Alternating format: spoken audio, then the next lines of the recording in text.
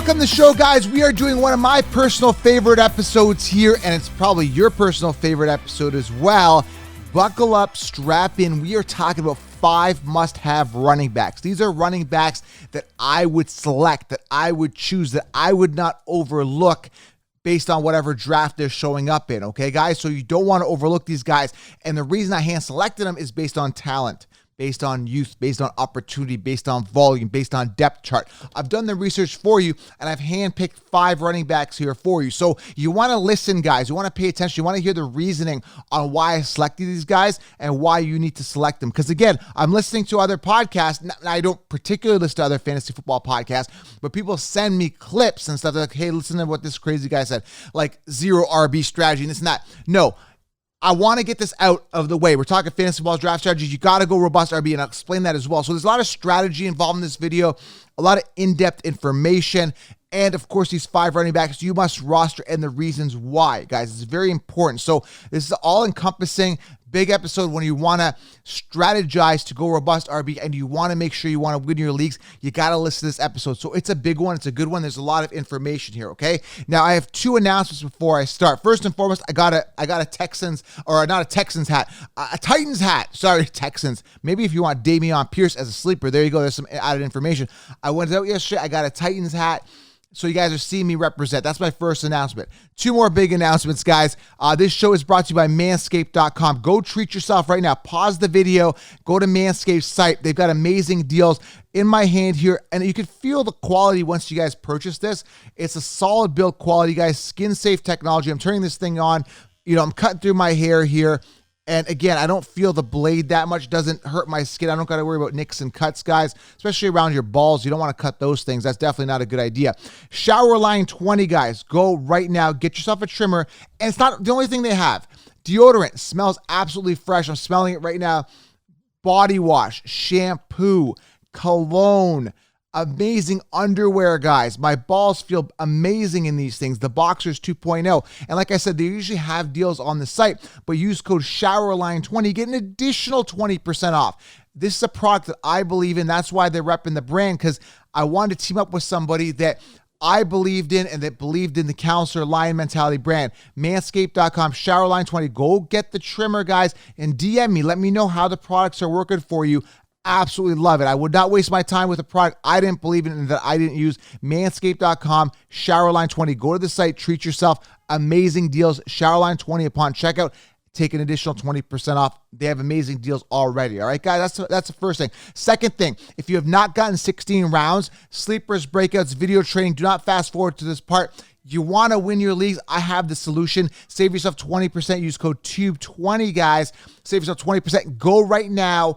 Pause, treat yourself to Manscaped using ShowerLine20, and go get the 16-round draft solution at thefantasyfootballcounselor.com, or simply click on the link here below and get 16 rounds, video training, sleepers, breakouts, optimal bulletproof roster. This is the game changer. Go do that right now. And finally, guys, link below here for all the Impact series.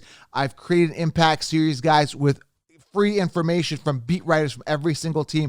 Go there, all right? Subscribe, thumbs up. Lots of call to actions, guys, but we're Lions. We like to take action. We do stuff. Lots of call to action. Subscribe, thumbs up, and drop a comment below. I want to make this interactive. Which is a running back you must have this year? All right, so as you can tell, guys, I went out and purchased the Titans hat. Number 1, again, listen to the reasoning here, okay, is Derrick Henry. Derrick Henry, guys, had his down year last year. He's a must-have for me, first overall. Now, I understand he's had injuries before, but who else do you trust, okay? We got Dalvin Cook coming off round 1, okay? I don't trust him. He's the running back to avoid. We've got Christian McCaffrey, who's only played 10 games the past 2 seasons. He's coming off ahead of Derrick Henry, all right? This is based on ADP consensus stuff. Now, I don't listen to ADP consensus stuff, but what I do listen to, and I'm aware, is the ADPs based on, where the sheep are picking people up and where I would draft my optimal running backs, and not even optimal running backs, but optimal players. So why do I like Derrick Henry, guys? I'm going to pull up the stats and I'm going to take a look at it. I'm going to go over something with you guys. Very important here. Now, when you look at attempts last year, Derrick Henry, and I've said this in a ton of other videos, I'm going to say it again so I sound like a broken record, number 10 in rushing attempts with 219. When you look at rushing yards last year, 937, okay? Now, I want to also tell you this. He was also top 10 in rushing touchdowns. Now, here's the kicker. Here's the fun part. Here's why I love Derrick Henry so much, okay? This guy did it in 8 games, okay? Number 6 in rushing touchdowns. Top 10 in categories of rushing yards and rushing attempts in 8 games, okay? People couldn't achieve these numbers even with 15 games. Okay, Josh Jacobs took him 15 games to get 9 touchdowns. To put this in perspective, Nick Chubb, who's being drafted ahead of everybody last year, he was a top 5 running back by the consensus, and I said, he's going to bust. He only had 8 touchdowns. Your beloved Dalvin Cook had 6 touchdowns, and he was coming off as a top 2, top 3 running back last year. I said he would bust, and Dalvin Cook finished 16th amongst running backs. Always misses time. Derrick Henry smash these guys in 8 games. So when you're talking ceiling, when you're talking opportunity, we're talking a curve where he went down last year, had his injury, recovered, fully healed up. And if you've been watching his training videos, he's an absolute monster and a beast. That's why I went and bought a Titans hat. I'm not a Titans fan, but I am a Derrick Henry fan. All right, guys? So he's currently sitting 6th on the consensus rankings. I got him at number 1. I don't care if it's PPR. I don't care if it's standard. Derrick Henry's a must draft for me, a must have running back. Okay, must draft. Make sure you target them. Make sure you have them. And again, one thing here, guys. Okay, guys, this is very important. We're talking fantasy football draft strategy. You got to go robust RB. Okay, guys, when you're talking robust RB, you're going to have a backup plan for a backup plan. So you don't put your whole eggs in one basket and protect that basket with your first running back, okay? What you do is you get that first running back and you add depth. And I'm going to teach you guys how to add depth here. And two of the running backs I have here are must-haves that you can add to that depth and make sure you get those, that security. All right, guys? So Derrick Henry, robust RB as your first running back, I'm comfortable. But again, you want to back him up with at least another 1 or 2 running backs in the first 4 rounds, ideally. All right, guys? Ideally, I like to have 3 running backs in the first 4 rounds. And again, anyone teaching you 0 RB, I want to debunk that right now. No such thing as 0 RB. Don't do it. There's so much depth at wide receiver. Drake London, Darnell Mooney, Adam Thielen, right? Cortland Sutton, Jerry Jeudy, tons of value you can get at wide receiver later. Alec Pierce, Christian Watson, so many sleeper wide receivers you can get. So much depth at that wide receiver position. You need to go top heavy, or you're going to end up with running backs that are super suspect that you don't want to draft. Okay, guys? Guys like, I can't even get Stevenson, who could be good with the Patriots.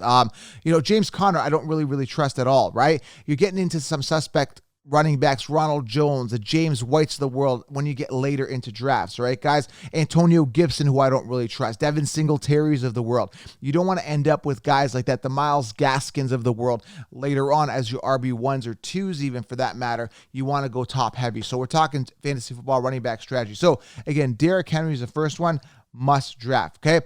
Second guy here, guys, very, very important.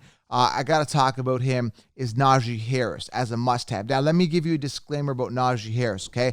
Last year, everybody had him as outside the top 10. I was the only one that had him in the top 10. I told you, draft him in the first round, draft him ahead of Christian McCaffrey, draft him ahead of Dalvin Cook, draft him ahead of Nick Chubb. People thought I was crazy. Put this guy in a straitjacket, tie him up, and send him to an institution and keep him locked up for a long time. That's the type of stuff I had. I was ridiculed for this, and I was telling you, Najee Harris is going to be a top guy. And if you got 16-round draft solution, you knew this, right? Because 16 rounds is about light years ahead of the competition. We don't draft on ADP. We aim high on the depth chart, line mentality, and we're crushing it, right? That's why 16 rounds is so effective. That's why everyone's coming back, and that's why people are light years ahead of the competition and winning their leagues. So Najee Harris last year, I was high on him. He was better value. This year, the consensus, what they do every year is they jump on the train. They jump on the train early, right? Or later, right? After the train's already rocking and going. Listen, Najee Harris is still a must-have for many reasons. Youth, right? Youth is very important. And volume. These are the 2 key factors why I'm still targeting Najee Harris as a must-have here. Do I like him ahead of Derrick Henry? I think it's a coin flip. I think the ceiling is a little higher for Derrick Henry. Again, the disclaimer, like I said, I was talking earlier before I got into this tangent and really deep dove into Najee here, statistically and number-wise in my head, is the disclaimer is that the quarterback is suspect, okay? Big Ben may not throw to Najee Harris, 94 target-wise, 74 receptions, 467 receiving yards, and 3 receiving touchdowns. That may not happen. Or it may happen even more. Maybe more checkdowns. Maybe Trubisky relies on him as an outlet. We don't know.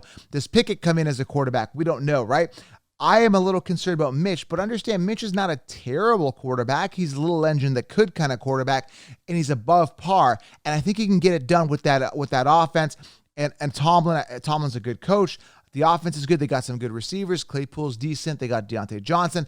I think it's a really, really good offense, potentially, right? Offensive-wise. So Najee Harris could thrive, could see some stacked boxes, but I think he's going to be okay. Again, the volume is there, the youth, the talent, the opportunity.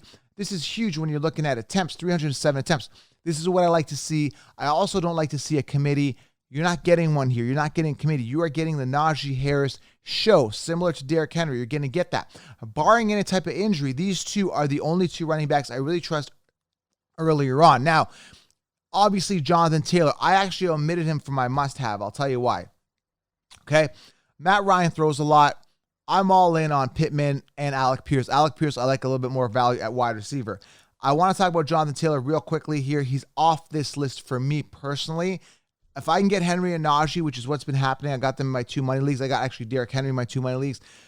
I'm all in on these guys over Jonathan Taylor. And again, I've been drafting typically around 6 to 8 on my 2 money leagues.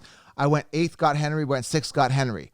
Okay, I missed out on Jonathan Taylor. I wasn't going first overall. If I was going first overall, I would debate on whether I want Jonathan Taylor. I love him, but it's very unlikely he's going to finish with those numbers. That's all I got to say on this. Regression possible. You know, what goes up must come down. Hopefully he doesn't get injured, but things happen, all right, guys? So I'm cheering for Jonathan Taylor this year, but again, regression possible. Very unlikely that a running back is going to do it 2 years in a row.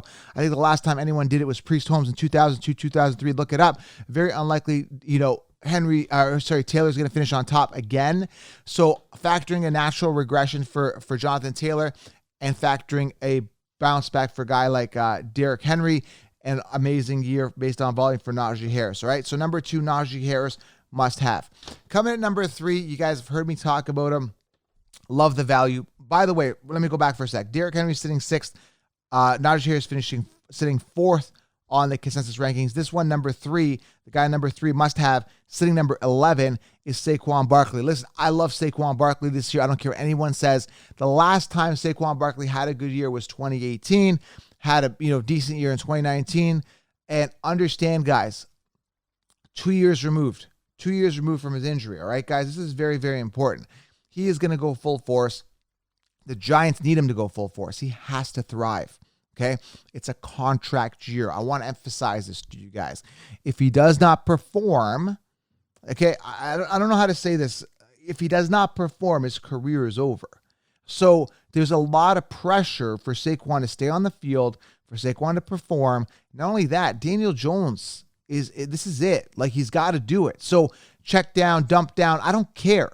Get the ball down the field. You're going to use your best player, that is Saquon Barkley, one way or another. Now, he may see some stacked boxes, but they have improved that O-line. They've made adjustments to cater around Saquon Barkley. They preserved him last year. Devontae Booker, one of the crappiest running backs in the NFL, was getting more touches pretty much. He was getting used more and more to preserve Saquon because they knew they weren't going to make the playoffs. They had Saquon hurt. They wanted to preserve him. They ran him a couple times hard last year. If you notice, he had some good runs last year, and that was only to get him comfortable, to get him in the zone for this year. This is finally the year, and here's the cool thing about it. You don't got to spend a first-round pick. You can get him as your RB2. So now you're getting that guy, that workhorse guy, no committee, improved O-line, contract year, ultra-elite talent, focal point of the offense, make or break type of year, and you don't got to pay the first round. Now, the thing is, you've got a similar situation with Christian McCaffrey, who's only played 10 games in the past 2 seasons and didn't have a catastrophic injury. Now we're saying, well, Joe, that's actually better that he didn't have a catastrophic injury. That's better. No, it's not, because if you're getting hurt and missing seasons for not being touched, I think that's worse. I think you're more fragile in that case, right? Saquon's healed. He's got the best trainers. He's good to go. CMC, you're paying a top 3 pick for. Saquon, I'm not. So now I want to note here, actually, this is something you got to take notice here. We're almost in mid-July here. Saquon's Barkley, his ADP has been increasing. I was just doing a money league, came off 10th. Whereas I did a money league, it was the one I did now is actually a $2,000 buy-in league. He came off 10th pick. Okay. I did a $300 buy-in league, right? And that was a month before. I got Henry, and I stacked Henry and Saquon. Okay, I want to notice this. I want you guys to notice this. His ADP is climbing. He is now sitting in PPR 11th on the Sheeps's rankings consensus. He was actually sitting 16th or 17th or 15th even, right? He keeps going up the ADP, right? Now he's sitting 11th. I want you guys to note that. So I like it. Seems like people are listening to me now. Saquon Barkley, man, he's a steal as the time is recording. And again, he's coming off late first round. So understand, guys, he will be coming off late. He will be coming off earlier but late first round is what I'm trying to say. People like Saquon Barkley. He will be coming off, okay? Trust me. He's going to be coming off that board. Try to secure him late first round. That's kind of where he's going to be coming off. All right, guys? He's a must-have for me. Two more here. They're must-haves, but not as my RB1. But do not be discouraged by the ADP because, again, last year, Najee Harris was outside the top 10. That's fine, okay? I like that. I like the value. Now, this is a guy everybody's sleeping on, but he's a must-have for me, especially if I can get him in the third round. Now, if you're going, late first round and you got to come back around, or if you're going like seventh pick, you got to come back second round, he may not come back in a snake draft in a 12-person league in the third round. But the guy I'm talking about is Ezekiel Elliott, sitting 17th on the running back rankings. This is absolutely ludicrous. The sheep are sleeping. Now, typically they copy and paste, but they're completely sleeping on Zeke Elliott, thinking his career is over. The guy's been paid. The guy's been incentivized. They've spent a lot of money on him. He is the best player on the Dallas Cowboys. He is a locker room hero, and the man finished 7th last year. The reason why he's so low is because Sheeps are saving face on losers like Nick Chubb. Nick Chubb is just outside the top 10, but DeAndre Swift is ahead of Zeke Elliott. How? The guy peaked at 151 targets. You're telling me that Zeke Elliott's going to see a reduced workload. Dude, the guy had a partially torn PCL last year. Again, Impact Series below. Had John Machota on, the beat writer. The guy, Zeke Elliott, was dealing with a partially torn PCL last year and still finished top 7. 237 attempts, 1,002 yards, 4.2 yards per carry and 10 touchdowns. Swift last year played 13 games, 151 targets, attempts, 151. Even if he played the full, season or played 17 games like Zeke, Swift wouldn't have even touched 237 attempts, right? And again, that was a down year. So I'm looking for a bit of a bounce back year. The guy finished 7th amongst running backs last year. And the cool thing is I'm getting a workhorse running back in and around the third round. He's coming off early third, maybe late second, right? So Zeke Elliott, guys, is a must-have based on his ADP. You're getting a full workhorse running back. Yes, I know Pollard, if you look at it, his attempts are going up and Zeke has gone down over the past couple years, but Zeke is still the one. If the Cowboys want to make a dive or a drive into the playoffs this year, they got to run their best running back. That is Zeke Elliott. He's getting 240 attempts. He's getting his 10 touchdowns. The man is durable. The man stays on the field, and the man is a top 10 running back. Bottom line, he's finishing top 10. Barring any type of injury, and he's a steal. Must have. Secure this guy as an RB3 as part of a robust RB strategy. Or if you want to go Derrick Henry, come back, get yourself a Stephon Diggs or Jamar Chase early round 2, whatever it may be, or a wide receiver, and then come back and get Zeke as your RB2. That's okay too. Okay? But make sure you secure him, guys. Third round, value, steal. Must have. Okay? And finally, the fourth guy here. If you've went Henry, come back, got a Mixon or someone like that, or got a Barkley round 2, or if you got a Najee round 1, got a Mixon round 2, whatever, any type of combination where you feel good with your 2 RBs round 1 and 2. Third round rolls around. You got some options. You got possible Zeke Elliott. You got David Montgomery, who I like, but I'm hearing the coaching staff might go by committee with David Montgomery. That's a bit of a concern here, especially because now he was released with Nagy. He could unleash himself, and now he's going to be hindered to a committee with Herbert and all those guys. I don't like that. I don't like the sounds of that from what I'm hearing from the coaching and reports right now. But RB3 Montgomery, I still think is be solid, right? But that's not the must-have I'm talking about. The must-have I'm talking about here is Breece Hall. I'll tell you why. Okay, I'm going to dive into this, right? This is very, very important. I got to talk about this. I want to lay this out. I want to hammer this out, all right? Currently sitting 21 on the consensus rankings. The guy in college was an absolute beast. Let me give you guys some numbers here in college, okay? 2021, 253 attempts. 2020, 279 attempts. This is huge for a college running back. That's a lot of volume. Now you can say, well, they ran him into the ground. No, he's fine. He's good. He's healthy. He's good, okay? The man is what, 20 years old or whatever he is. I don't even know his age. He's just a young guy. He's good. All right, 1,472 yards, rushing last year in college, 20 touchdowns, 21 touchdowns the year before, and 1,572 yards on the ground. The guy can receive 36 receptions, 302 receiving yards, 3 receiving touchdowns in college last year. The guy's a workhorse, top prospect at running back coming out of the NFL 2022 draft at running back, top prospect. The Jets moved up to get him. So let's just talk about all the pluses, and we'll talk about the 1 or 2 minuses. The pluses: ultra elite talent, top prospect, okay, explosive. Amazing catch radius. Coaching is now saying they're going to run him. They're going to run. They don't care about Michael Carter. If they cared about Michael Carter, they wouldn't have moved up to grab Breece Hall. And again, another plus, he's value. He's going to be your RB3 on your roster, okay? Volume is going to be there potentially if they run him. And if they want to win, the Jets got to run him. They got to work this guy, right? They got to run him. He's going to get the volume. He can catch. Make or break year for Zach Wilson. They finally got some receivers, so less stacked boxes, improved O-line. I like the opportunity, and here's a cool thought here. I want you guys to process this thought, okay? A couple years ago, Le'Veon Bell landed or was traded to the Jets. The mainstream consensus that can choose, they're all telling you to draft Le'Veon Bell round 1, right? I said fade him. He's a product of the offense. I don't trust Le'Veon Bell. Stay away from Le'Veon Bell. What ends up happening? Le'Veon Bell was being drafted in the end of first round. End of first round, he's being drafted a couple years ago, and he busted significantly. And everybody was wrong, the consensus. But me, I was right, because I told you to fade Le'Veon Bell because he sucks, and he was a product of the Steelers' offense. He was overrated, right? Because D'Angelo Williams and James Conner, they all did what Le'Veon Bell did. They were as good as when they were plugged in with that Steelers offense. So Le'Veon Bell busted on the Jets. Point of the story here is Breece Hall is better than Le'Veon Bell. 10x. I don't even have to see him in the NFL to know that he's better than Le'Veon Bell. I can tell you that right now. Okay, because Le'Veon Bell is absolute trash. So you got Breece Hall. Now, that makes more sense. People used to say, well, how can you say Le'Veon Bell is trash? Back then, when I said he was going to bust, they thought I was crazy. Yet again, I was right. Breece Hall is ultra talented, okay? The value, you're getting him in the 3rd round. They believe in him. He's young, he's hungry, he's talented. Guys, it's a no-brainer. Grab him in the 3rd round as an RB3 with massive upside, or maybe even RB2, right? If you get a good RB3 later on, which again, 16 rounds explains where to get those sleepers later on. All right, guys? So, top heavy running back. This is what you need to do. These are the 5 must-haves. Derrick Henry, Najee Harris, Saquon Barkley, Ezekiel Elliott, Breece Hall. Target them. Breece Hall, Ezekiel Elliott, great value. Who would you choose between Breece Hall and Ezekiel Elliott? Depending on that depends on who you got in the first couple rounds. Now, if I actually got a Henry, got a wide receiver, maybe I would probably lean towards maybe Zeke Elliott, because I feel safer as an RB2 with Zeke Elliott. I want to let you guys know that, okay? If I went, I'm comfortable. Let's say I went Najee and I went Saquon, and then, I'm comfortable at my RB, I may roll the dice here with Breece Hall, right? Again, it varies. You got to feel out the draft and how secure you feel.